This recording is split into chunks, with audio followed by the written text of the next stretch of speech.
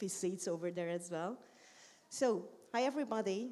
AI for the next 4 billion people. That's the title of this presentation. And let me introduce John Tinsley. He is the VP for AI Solutions at Translated. But prior to that, he co-founded the Iconic Translation Machines, a pioneering language technology business sold to RWS in 2020, so 4 years ago. Today, he is going to talk about a topic that's on everyone's mind. Guess.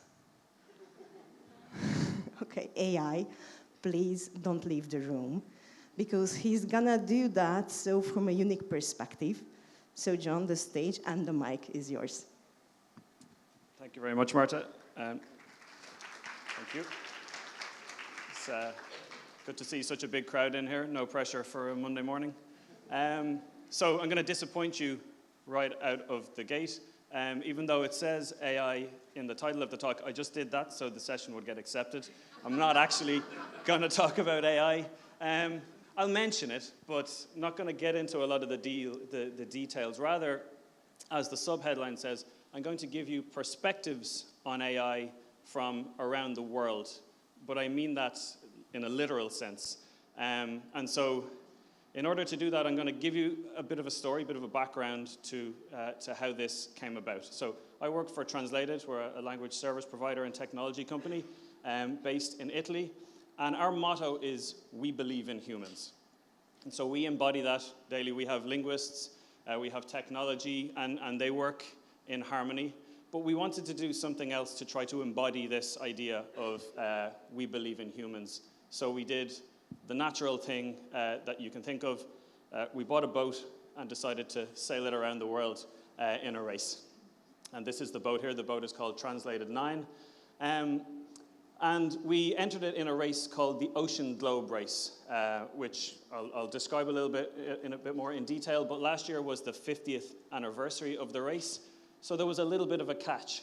There were 2 rules for the race. The first rule was that the boat used had to be a boat that participated in the very first version of the race in 1973. And the second rule was that you could only use the technology that was available to people in 1973. So that meant no GPSs, no internet. Basically, you get a weather fax printout a couple of times a day, and you use sextants to navigate around the world. So that idea of putting the faith in humans to be able to do this task. And if that wasn't difficult enough, we decided to do something else. We basically used an amateur crew. So we only had a few professional sailors on the boat. And then about 3 years ago, we started to train people. People could apply from the localization industry if they wanted to train. And that's what happened. So the boat set off. The race started in September of last year. And this is a bit of the route. So the boat started in Southampton in the UK. The first leg went to Cape Town. The second leg went from Cape Town to Auckland in New Zealand. The third leg went from New Zealand to Punta del Este in Uruguay.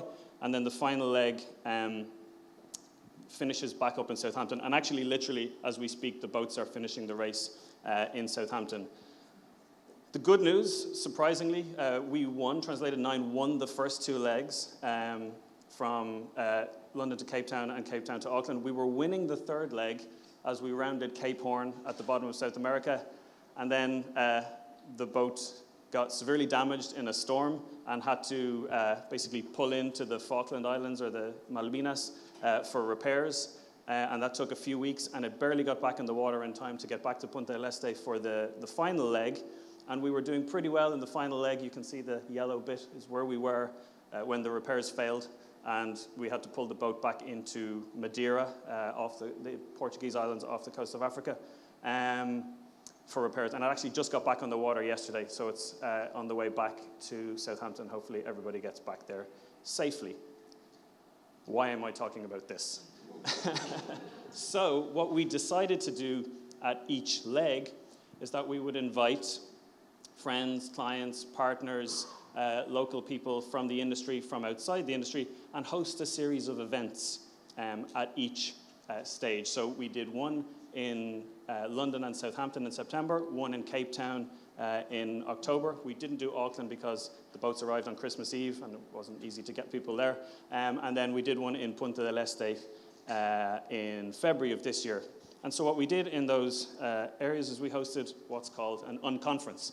So for those of you who aren't familiar, an unconference, as you read there, is a loosely structured conference with no set program of events that aims to emphasize informal exchange between participants.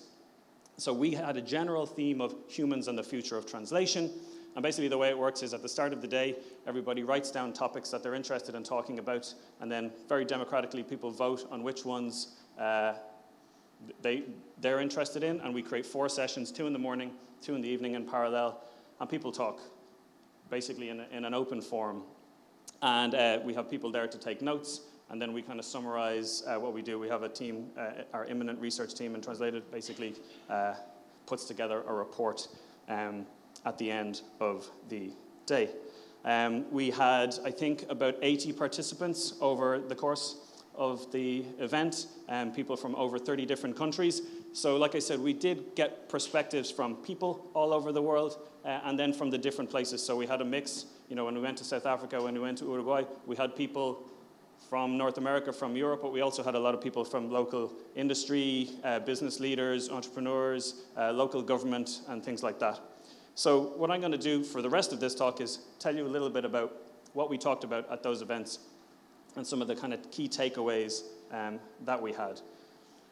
So, as you might expect, there were certain themes and topics that recurred. Regardless of where we were, regardless of who was in the room, there were certain topics that came up over and over again. The ones you might expect: challenges related to AI in the language industry. Education was mentioned already in the keynote this morning. What's the future of education for people in the industry? The role of government in AI around regulation, and then kind of what does the future hold? So I'll go into a few of them in a little bit more detail, but there were also local topics that were unique to each region, obviously driven by the fact that we had people from those areas there. So in London, I guess we had a relatively homogenous audience of people from tech companies in the global north, as we call it. So one of the topics was actually where the title of this talk came from, AI for the next 4 billion people. And then also there was a lot of focus on specifically the future of the localization industry, given the advent of the latest versions of AI. But in Cape Town, it was more talk around the breadth of the language challenge that we face in Africa, and talking about where we actually get started when it comes to that and AI, and the fact that the playing field isn't quite level when we compare the different regions in the world. And then we had a completely different set of topics in Uruguay, one of which was what exactly is LATAM Spanish. Believe it or not, we debated that for 4 or 5 hours and came to no conclusions. You'll see soon. It was very South American discussion. And then there was this really interesting topic called hyperlocalization using AI. So I'm going to just go through these various pieces now and tell you a little bit more about it. So I said these common themes that came up everywhere. One of them was the role of government in regulating AI. Because, there's concern over potential misuse of AI. There's ethical issues, copyright issues. The lip-syncing videos that we've all seen. How do the people in the videos feel about that? Did they give their permission for their faces to be changed? The New York Times is suing OpenAI for using their news articles to train models. OpenAI uses YouTube videos, which are owned by the copyright owners. So there's lots of kind of sketchy things going on. And what should we do about it? And should government have a role in that? So we've already seen governments are looking at updating regulations to kind of assert some control over this. We already saw the Italian government actually banned ChatGPT for a while until they sorted out some issues. We just passed the AI Act here in Europe last month. So that is happening. But on the flip side, there is a little bit of unease at that. So we know around the world in certain areas with certain people, there's skepticism over government and their involvement in certain things. And we saw that crop up in the conversations as well. But also the fact that there's the prospect that regulation could actually inhibit innovation as well. So if they're actually restricting how people can do things, maybe the big tech companies have already got their position, but now if they start to regulate and make it harder to compete, that could be a challenge as well. So we kind of left that one a little bit undecided. And the other one, kind of general theme, was translation and education in the era of AI. So how do we educate the next generation of translators and localization professionals, given not just the advent of AI, but also AI, the pace of change? And there's a real feeling that curricula in universities around the world are not fit for purpose in educating translators. They're coming out of 4-year degrees and they're not well equipped for the work that they're actually having to do. They're learning how to translate, and then they're getting into the real world, and it's post-editing, it's proofreading, it's evaluating the output of AI, it's being asked to label data. And so there's really a need to kind of adapt these curricula and put technology much more to the front to better prepare, as we saw in the keynote as well. The tasks are different. The job is still there, but the tasks are different, and there's going to be more focus on some tasks rather than others.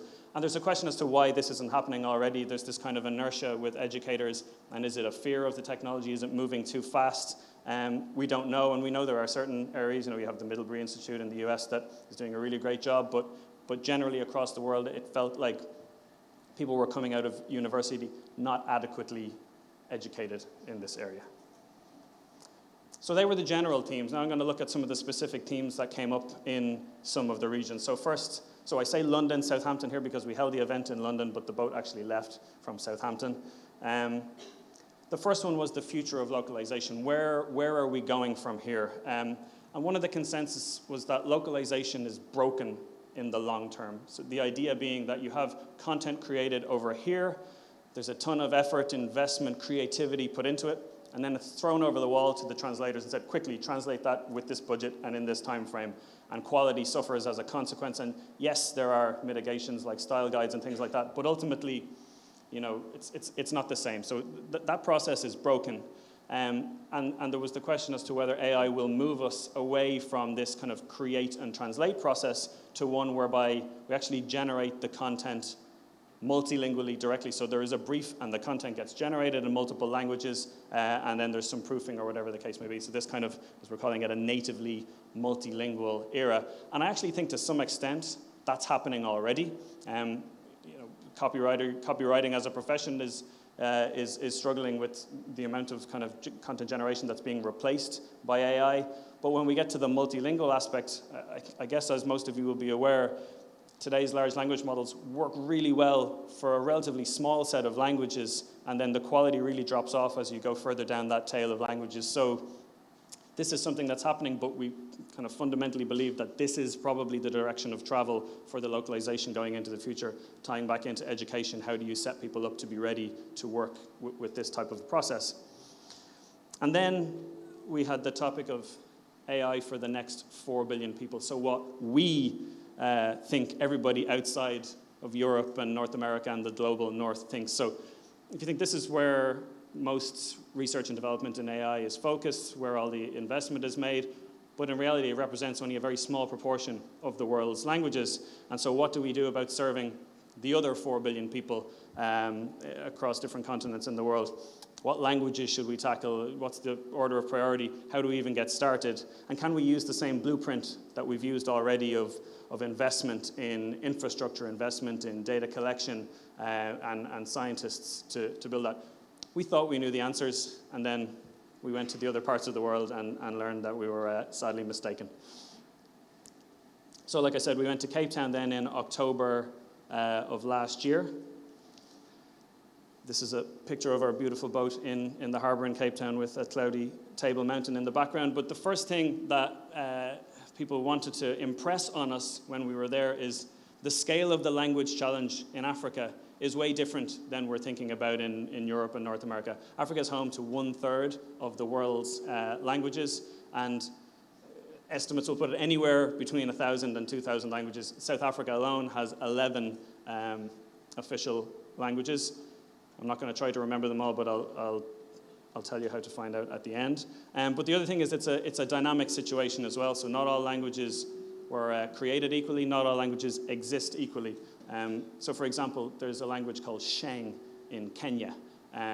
It's a spoken language. It's about 15 years old. It actually developed in the streets, in the suburbs, amongst kids, adolescents. It's based kind of on Swahili with elements of English, elements of Spanish. And this language is growing so fast and changing so quickly that, actually companies are now starting to produce advertisements in this language, and nobody can tell you what the language is. There's no grammar, there's no vocabulary lists. It's just what people speak. And now there's millions of people speaking it, and industry businesses are trying to react to how to deal with something like this. Then you have other languages way more indigenous languages like Shabo in Ethiopia that are thousands of years old, but again, only exist in spoken format. So again, when it comes to the question of AI and technology, where do we even start with that? That was the next question. So in asking kind of where do we start, we need to think about what the priorities are. Are the priorities commercial? Is it, do we pick the languages based on where we as businesses can make the most money? Or should it be something related to social impact? Should it be where it's needed the most? That's an open question. And you might say the answer is obvious. Okay, let's look at how many people speak a given language and start at the top with the ones that are most spoken because you'll cover the most people. But then arguably that has the risk of further alienating the people who speak the lesser resource languages. So there's a trade-off to consider there. And then the other question is who should take the lead? So again, we talked in London about what we can do to come and help build AI for your languages. And the response that we got in Africa is, they're our languages, we'll do it. But maybe we need your help. And so there was an interesting story, actually, to digress, in South America that we heard. So many, many years ago, Microsoft localized Office into Mapuchin, which is an indigenous language in Chile. And the Mapuchin tribe actually sued Microsoft because they're like, that's our language, that's our intellectual property, you can't do that. I'm not sure what happened. Mapuchin is still there in Windows and stuff now, so I guess they settled it. But it's a similar debate. The people on the ground have the language expertise and they know where the needs are, but people in the global north have the infrastructure and the money, and really the outcome was that it needs to be a collaborative effort. People could try to do it on their own, but it wouldn't be, basically in order to maximize, get the biggest effect, it needs to be some sort of a collaborative effort to achieve success. But the other thing, it's not a level playing field. So if we go back to that blueprint for AI, investment, research infrastructure, those assumptions don't hold in this scenario. I mean, we talk about large language models, and the implication there is that there are massive, massive volumes of data that simply don't exist. I mentioned some of those languages already. There is no data for them, and can you even go about collecting data? So again, we need to start thinking not large scale, but maybe more focused on better quality, less data on specific tasks and things like that. And then where does that infrastructure come to train and deploy models? Does it exist already? Can we bring it on site, or do we have to do things remotely? And if we talk about doing things remotely, we run into questions of connectivity, latency. Can we even rely on a consistent high-speed internet in many of these scenarios? For example, a healthcare scenario if you're out in the field. And so this was a big topic that came up. And actually, it brought people back to an idea of, you probably remember, and still to some extent today, when you had like a translate app like Google Translate on your phone.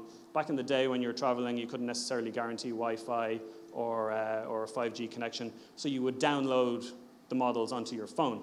And so in order to do that, to fit them on the phone, we used to work in the research field on things like model distillation. So you have a big model, but then we'll create a very small version of that model so we can fit it on the phone. But then when things became hyper-connective, we stopped working on that because we don't need to work on making things small anymore because we have we can fit them. But now we're talking about a scenario where, okay, maybe there's not internet connectivity if we're in Ethiopia doing Shabo in a healthcare or an education scenario. So guys, just download this model onto your phone. And they're like, we don't have smartphones. We have this Nokia 3210. And so again, that raised other questions of what we need from an infrastructural perspective to actually support some of these initiatives as well. Then we went to South America in February this year to Punta del Este in Uruguay, about 2 hours west of Montevideo.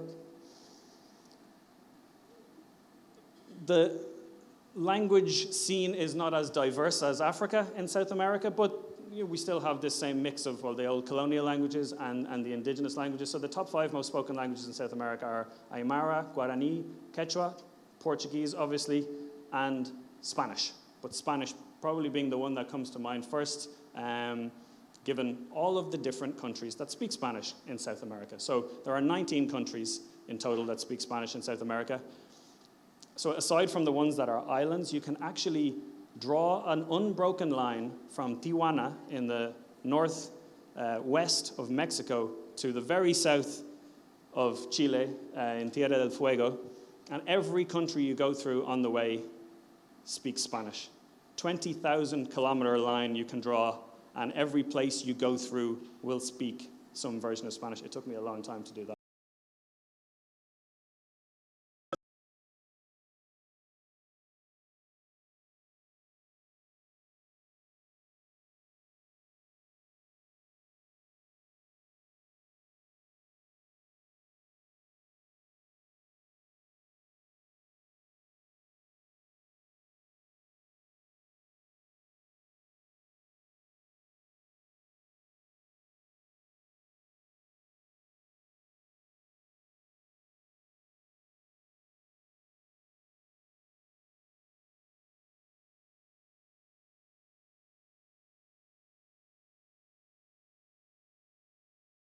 Of Spanish for South America, designed to be inclusive so that everybody can have it, but ultimately it leaves everybody feeling alienated because it doesn't actually represent any one person's version of Spanish.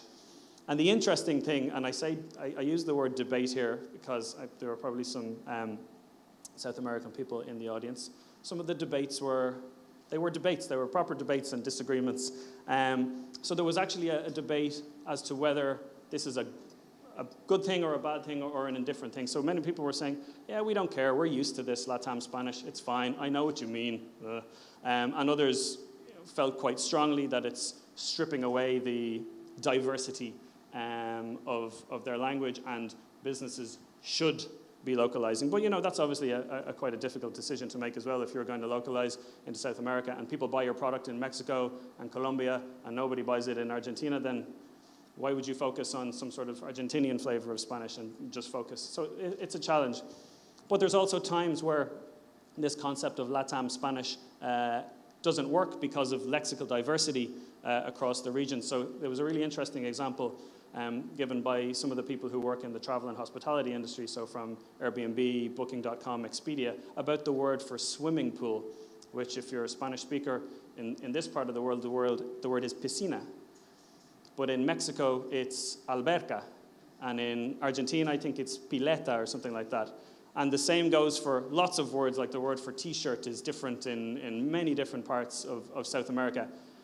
And not just it's different, people might not have even heard of the word piscina in Mexico, I don't know. And so the problem there was that you actually have to now do something to address that because your product or your service won't actually work, or the content won't be good. And so people are thinking maybe AI could help with something like this. And this is where we came to this idea of hyper-localization. So this is the idea of adapting content, not just to a country, but to a region within the country, or even possibly down to the level of the city or part of the city. And as you can imagine, that could be super effective, but it could also be super expensive to have to do this at any sort of scale. And so there was a question as to around how could AI help us do this?